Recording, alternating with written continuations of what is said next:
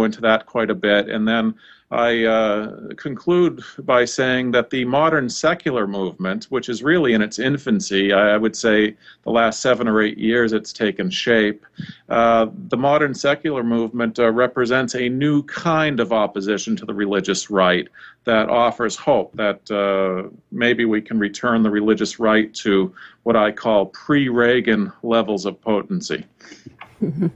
It is a movement-oriented book, I would say that much. There's a lot of books out there talking about how religion is outdated and, belief in God is, a thing of the past or should be, that sort of thing. This book is not really a theological book, talking about atheism so much. I mean, of course I go into that, but it's really about the movement. It's about why secularity needs to be recognized and respected in America, and why the secular demographic has to emerge just so that we can get public policy into a more rational place.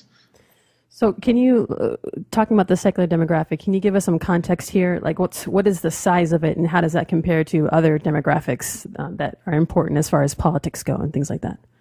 Sure, there's several ways of looking at it, and it really depends whether you want to look at religious belief, religious identity, or religious practice, because each one of those categories sizes up a lot differently than the other does. The number that I like to use is 15 to 20% of the population. I think that's a fairly moderate assessment of what I would call the secular demographic. I think an argument could be made that it's larger, arguments could be made that it's smaller, but if you look at the American Religious Identification Survey, it shows